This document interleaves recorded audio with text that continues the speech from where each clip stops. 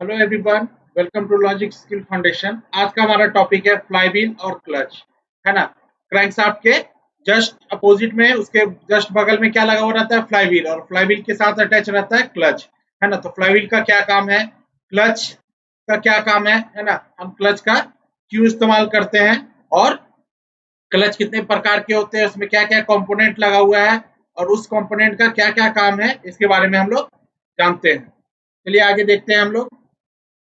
Flywheel का construction, है ना, किस टाइप से वो बना हुआ रहता है। तो फ्लाईव्हील एक मेटल डिस्क है ना, जो रिसेंबल होता है गियर पोजीशन और क्लच क्लच और ट्रांसमिशन के बीच में, है ना। आपका आपका जुड़ा हुआ रहता है। ये पार्ट है ना, जो क्लच को प्रोवाइड करता है, पावर इंजन को देना है या इंजन से पावर को नहीं देना है ट्रांसमिशन सिस्टम को। तो वो डिपेंड करता है क्लच पे, है ना। हम क्लच अगर दबाए हुए हैं तो ट्रांसमिशन सिस्टम, जो इंजन से पावर मिल रहा है ना, वो ट्रांसमिशन सिस्टम तक जा रहा है ना। अगर क्लच हम छोड़ दिए हैं, है ना, तो सिंपल सा है। कोई भी हम लोग बाइक या कार चलाते हैं तो क्या होता है, क्लच हम दबाते हैं तो हमारा गाड़ी आगे नहीं बढ़ता है। वही हम क्लच छोड़ देते हैं तो हमारा गाड़ी आगे बढ़ने लगता है। तो क्लच का काम होता है, क्लच फ्लाईव्हील के साथ ही अटैच होता है।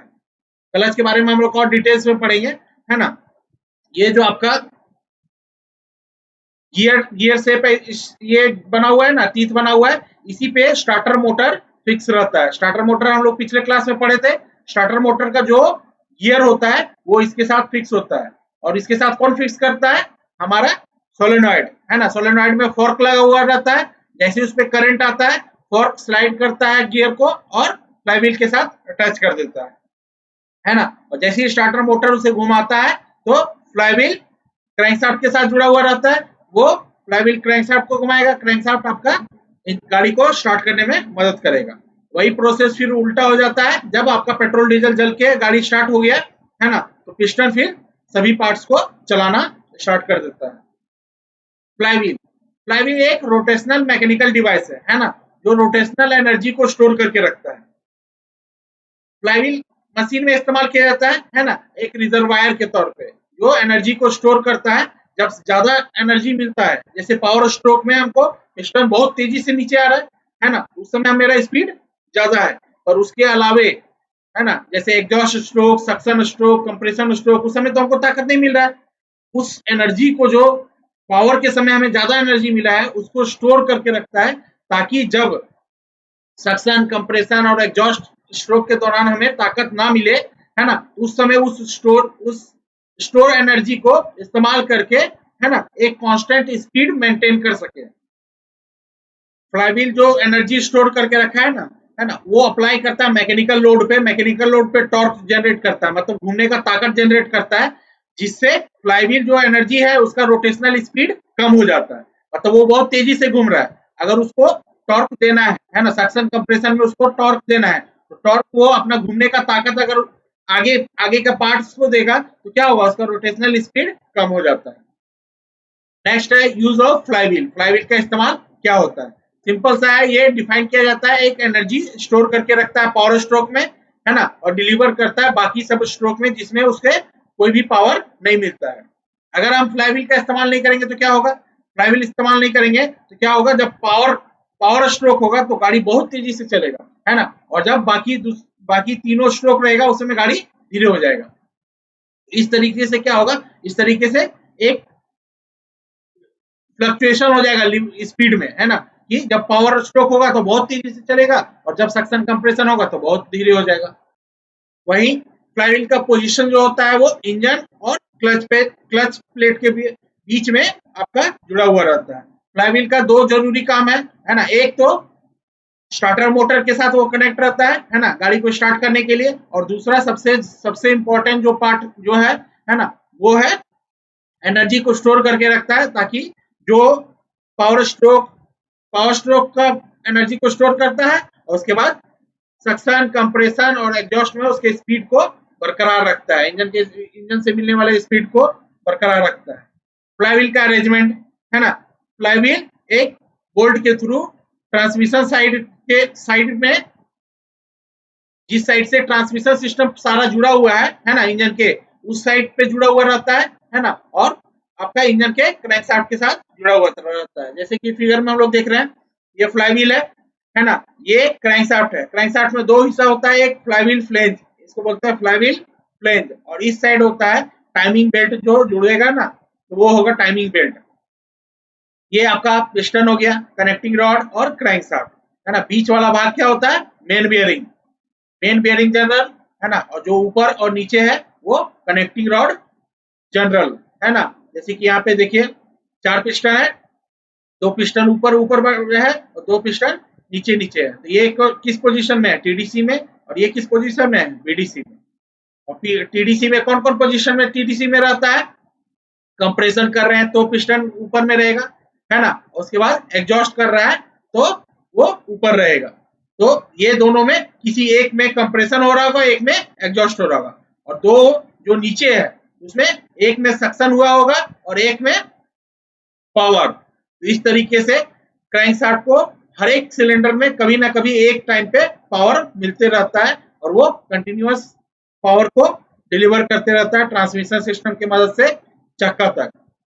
जैसे कि इस फिगर में दिख रहे हैं, है ना, बेल्ट बेल्ट क्रैंकशाफ्ट पुली और बेल्ट बेल्ट जुड़ा हुआ है ना, जहाँ पे टाइमिंग चेन भी जुड़ा हुआ है, ये टाइमिंग चेन दिखा रहा है ना, जिसकी वजह से आपका कैमशाफ्ट घूमेगा, है ना। 2 फोर्स दिखा रहा है, 2 पिस्टन नीचे की ओर जा रहा है, 2 पिस्टन ऊपर की ओर जा रहा है, क्रैंकशाफ्ट हमारा गोल गोल घूम रहा है ना। तो ये क्रैंकशाफ्ट पोजीशन सेंसर हो गया, ये फ्लाईव्हील हो गया, ये क्रैंकशाफ्ट हो गया, बेल्ट ड्राइव, है ना, इस तरीके से। नेक्स्ट है हमारा यूज ऑफ फ्लाईव्हील। तो फ्लाईव्हील किस लिए काम किया जाता है, एक कांस्टेंट एंगुलर वेलोसिटी, है ना, एक कांस्टेंट एंगुलर वेलोसिटी मेंटेन करने के लिए एक रेसिप्रोकेटिंग इंजन में।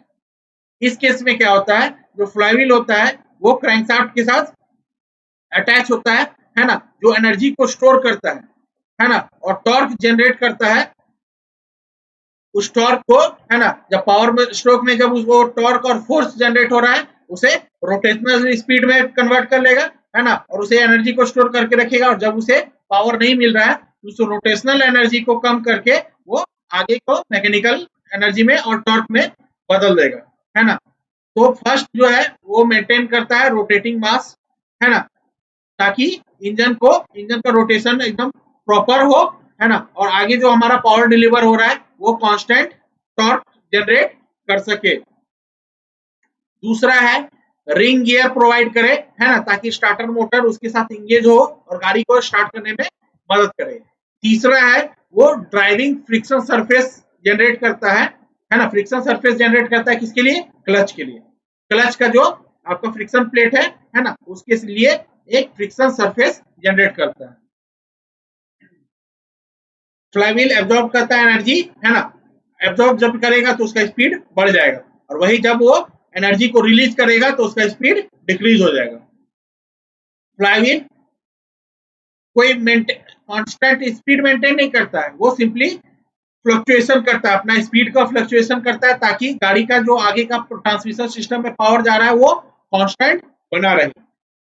तो फ्लाईव्हील कंट्रोल करता है स्पीड वेरिएशन, है ना, इंजन में जो पावर मिलने का जो फ्लक्चुएशन है वो आगे चक्का तक पहुंचने में वो फ्लक्चुएशन ना आए, है ना।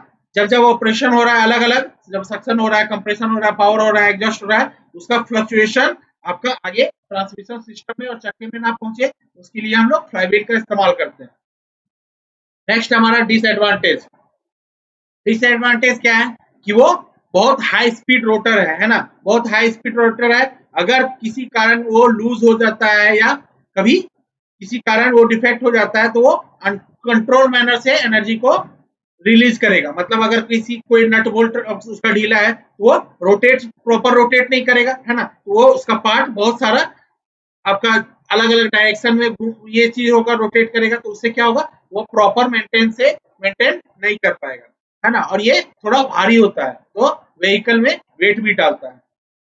सबसे मेन एडवांटेज होता है ये लेस एनर्जी स्टोर करके रख सकता है ना, जितना तेजी से घूमेगा उतना एनर्जी स्टोर करके रखेगा। जब इसको पावर टॉर्क देना है तो उस समय अपना स्पीड को कम करेगा। नेक्स्ट है फ्लाईव्हील का हाईलाइट, है ना, तो ये क्रैंकशाफ्ट के फ्लैंज के साथ जुड़ा हुआ रहता है ना। यहाँ पे आपका इसका जो वेट होता है, मास होता है, वो एनर्जी को स्टोर करने में मदद करता है ना।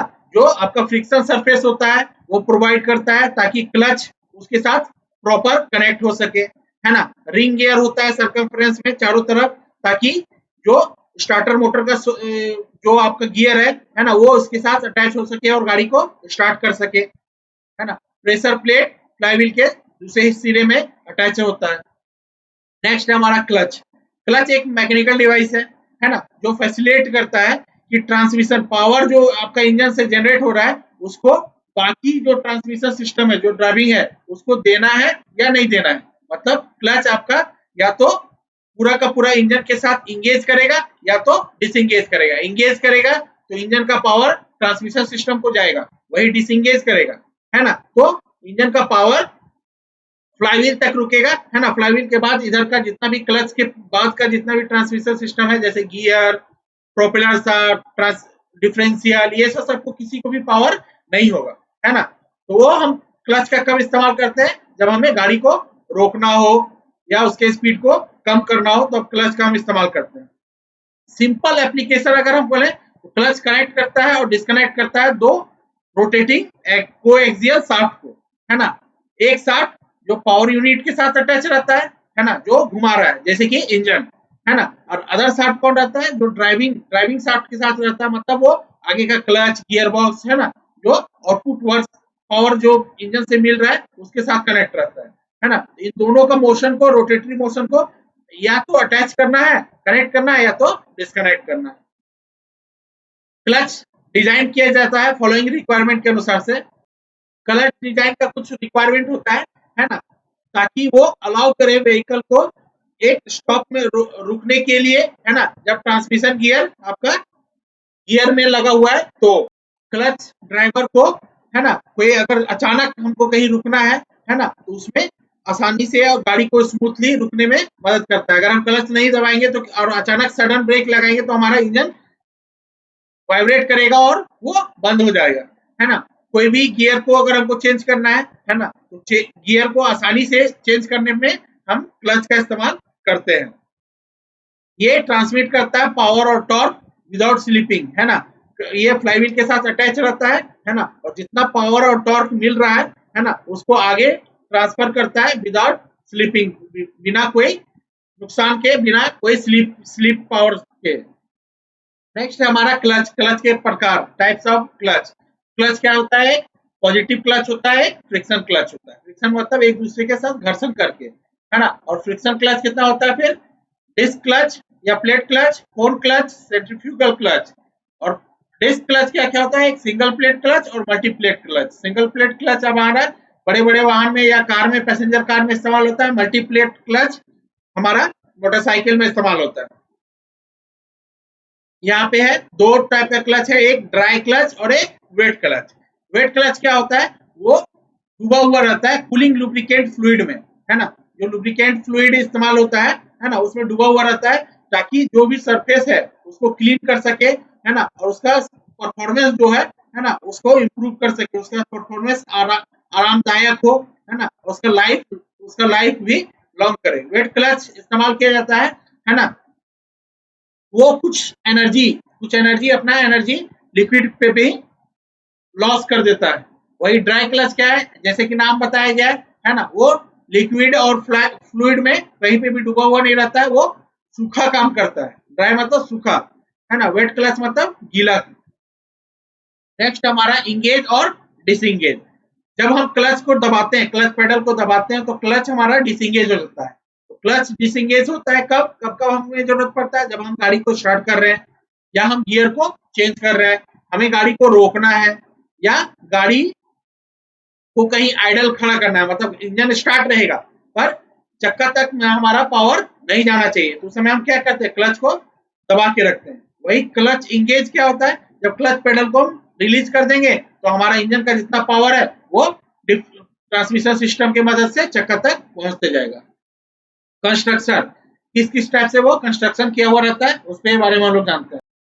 यहाँ पे पायलट बुशिंग लगा हुआ है ना, जो सेंटर में रहता है ताकि फ्लाईव्हील, क्रैंकशाफ्ट और जितने भी इनपुट शाफ्ट है उसको सपोर्ट कर सके, है ना। ये आपका फ्रिक्शन डिस्क है है ना, जो ट्रांसमिशन इनपुट शाफ्ट के तौर पे काम करता है ना। ये रिलीजिव बियरिंग है, ये प्रेशर प्लेट है, प्रेशर प्लेट में ही हम फोर्स लगाते हैं, वो क्या करता है, ये जो आपका फ्रिक्शन प्लेट है उसको फ्लाईव्हील से अलग कर देता है ना। और फ्लाईव्हील से इस डायरेक्शन में इस टाइप से रहता है, अगर हम किसी चीज को यहाँ पे प्रेस करेंगे तो इस टाइप से होगा, और वो फ्लाईव्हील से उसको डिस्कनेक्ट कर देता है। तो ये बोल्टेड, ये बोल्ट फ्लाईव्हील के साथ, फ्लाईव्हील क्या रहता है, बोल्टेड रहता है किसके साथ, आपका क्रैंकशाफ्ट के साथ। ये जो फॉर्क है, ये फॉर्क है, ये रोटेटिंग शाफ्ट के साथ रहता है, ताकि ये खुद रोटेट करते रहे, पर आपका जो प्रेशर प्लेट है वो रोटेट ना करे, है ना। तो उसके लिए इस्तेमाल किया जाता है। नेक्स्ट है हमारा कंपोनेंट, क्या क्या कंपोनेंट इस्तेमाल होता है। प्राइमरी कंपोनेंट क्या क्या है, flywheel, clutch disc, pressure plate, releasing bearing, है ना, थ्रू आउट बेयरिंग जो इस्तेमाल होता है वो हो गया। सेकेंडरी कंपोनेंट होता है पायलट बेयरिंग, रिलीज फॉर्क और स्लेव सिलेंडर। तो आपका ये फ्रिक्शन प्लेट हो गया, क्लच डिस्क हो गया, और ये क्लच कवर या प्रेशर प्लेट, है ना। ये क्लिप है, रिलीज बियरिंग है ना। और उसके बाद ये क्लच रिलीज फॉर्क है, उसके ऊपर का ये कवर है। नेक्स्ट है टॉर्सनल स्प्रिंग। आपके फ्रिक्शन प्लेट में ये टॉर्सनल स्प्रिंग इस्तेमाल किया जाता है। इस टॉर्सनल स्प्रिंग का क्या काम है कि जब हम क्लच लगाए हुए हैं तो फ्लाईव्हील तो वो रोटेशन कर रहा है ना, बहुत तेजी से वो रोटेशन कर रहा है, क्योंकि इंजन आपका चल रहा है ना। और जब चलते हुए पार्ट्स के साथ अगर हम ये आपका जो क्लच प्लेट को हम चलते हुए पार्ट्स के साथ करेंगे तो वो क्या करेगा, फोर्स उस पर फील होगा, है ना, जो उसको बाहर की ओर फेंकेगा, है ना। तो जो झटका चलते हुए पार्ट्स आपका फ्लाईव्हील के साथ, चलते हुए पार्ट्स के साथ जब क्लच प्लेट वहां पे चिपकता है ना, उसके साथ अटैच होता है ना, तो उस समय जो झटका महसूस होता है उस झटका को सोखने के लिए ही टॉर्सनल स्प्रिंग का इस्तेमाल किया जाता है ना। कोई भी चलता हुआ पार्ट्स के साथ अगर हम किसी चीज को अटैच करेंगे तो देखिएगा वो हमें दूर की ओर फेंकता है ना। तो वही चीज को, जो झटका महसूस होता है उस झटका को सोखने के लिए ही टॉर्सनल स्प्रिंग का इस्तेमाल किया जाता है। अब होता है प्रेशर प्लेट।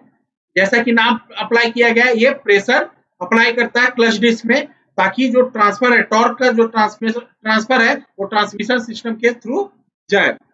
जैसा कि आप फिगर में आप ये देख सकते हैं, है ना, यहाँ पे आपका ट्रांसमिशन सिस्टम क्लच का जो आपका इनपुट शाफ्ट रहता है ना, यहाँ पे तो कोई भी गियर के साथ अटैच नहीं है ना। वो प्रेशर प्लेट में टीथ बना हुआ रहता है जिसके साथ वो अटैच रहता है। मतलब आपका प्रेशर प्लेट, आपका क्लच प्लेट घूमेगा, है ना, तो ही आपका आगे का पावर ट्रांसफर होगा, है ना। और क्लच प्लेट कब घूमेगा, जब प्रेशर प्लेट उसे अटैच किए हुए रहेगा, किसके साथ, फ्लाईव्हील के साथ, है ना। तो आप देख सकते हैं ये प्रेशर प्लेट का काम बस सिर्फ उसे अटैच करना है फ्लाईव्हील के साथ, और डिसएंगेज करना है, मतलब एंगेज करना है और डिसएंगेज करना है।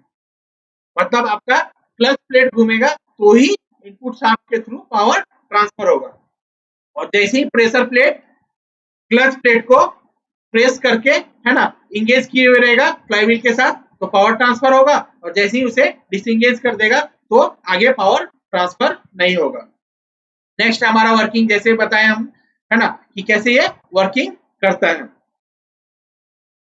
जब हम क्लच छोड़ देते हैं, क्लच पेडल छोड़ देते हैं, तो प्रेशर प्लेट उसे दबा के फ्लाईव्हील के साथ अटैच कर देता है ना, ताकि आगे पावर ट्रांसफर होते रहे, है ना। और जब हम क्लच पेडल को दबा देते हैं तो क्या करता है, प्रेशर प्लेट आपका क्लच प्लेट को अटैच कर देता है फ्लाईव्हील के साथ, है ना, और पावर आगे ट्रांसफर होने लगता है। क्लच हम कब हम दबाते हैं, जब हमको कहीं गाड़ी को रोकना हो या हमें अपना आसानी से गियर को चेंज करना हो, तब उसके लिए इस्तेमाल होता है। यहाँ पार्ट्स है ना, कवर है, प्रेशर रिंग है, रिलीज लीवर स्प्रिंग है, रिलीज लीवर है ना, पिन आई बोल्ट है, प्रेशर प्लेट है और प्रेशर स्प्रिंग है। नेक्स्ट है क्लच रिलीजिंग बियरिंग। जैसा कि यहाँ पे फोर्क दिखाया जा रहा है ना, जब क्लच पेडल को हम रिलीज कर देते हैं, मतलब क्लच पेडल से पैर हटा लेते हैं, तो क्या होता है, रिलीज बियरिंग जो होता है वो प्रेशर प्लेट से मूव अवे हो जाता है। इस एक्शन से क्या होता है, वो प्रेशर प्लेट का जो स्प्रिंग में जो फोर्स लगा हुआ है ना, वो अगेंस्ट द क्लच डिस्क रहता है और क्लच इंगेज कर देता है फ्लाईव्हील के साथ।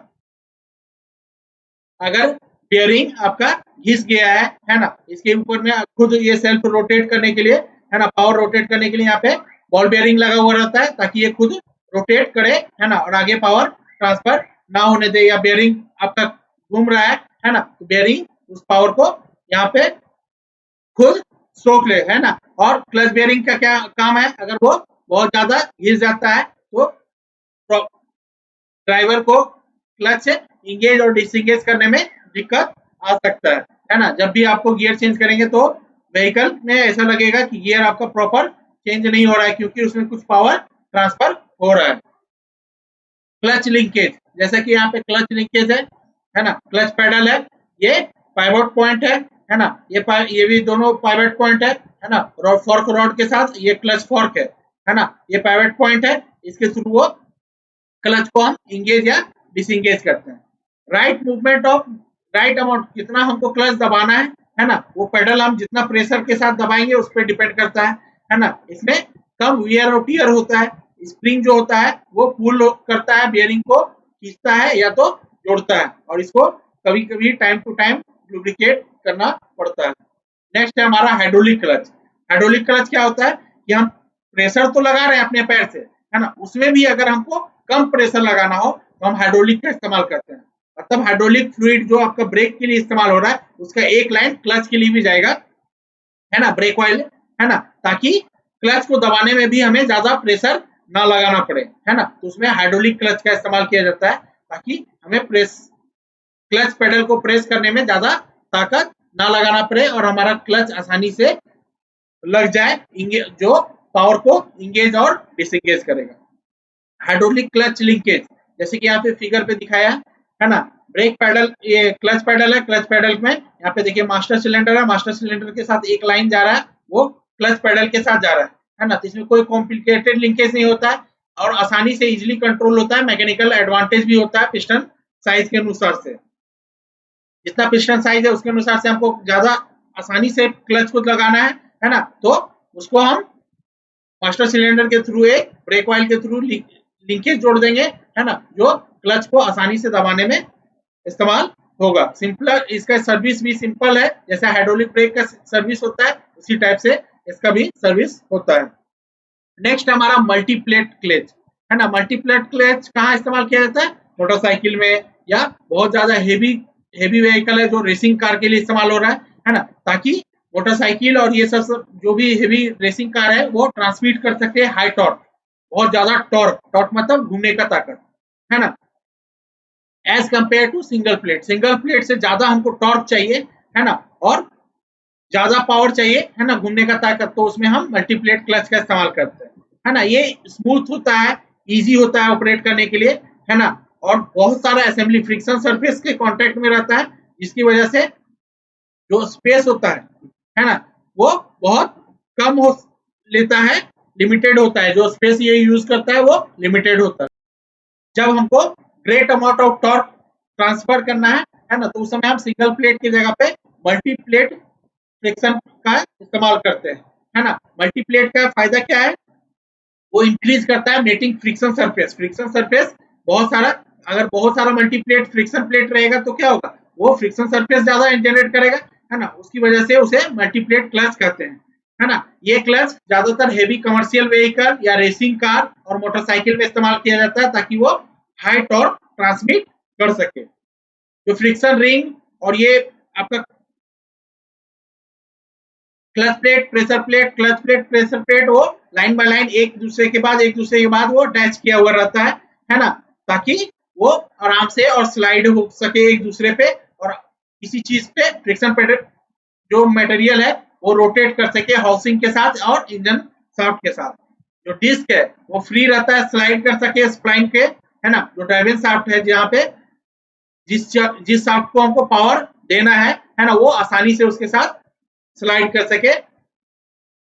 इस तरीके से टॉर्क को हम इंजन शाफ्ट और ड्राइविंग शाफ्ट के बीच में टॉर्क को हम ट्रांसफर कर सकते हैं। तो आज हम लोग क्लच के बारे में सीखे, है ना, क्या क्या क्लच होता है, कितने प्रकार के क्लच होते हैं, क्लच का क्या काम है।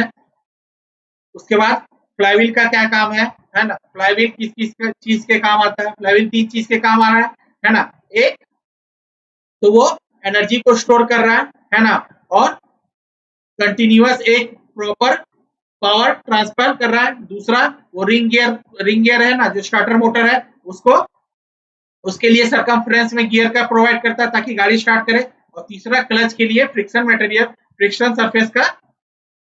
फ्रिक्शन सरफेस के तौर पे काम करता है। तो क्लच और फ्लाईव्हील के बारे में आज हम लोग पढ़ लिए है ना। अगले दिन कुछ दूसरा और कुछ नया सीखेंगे। आज के लिए इतना ही। Thank you.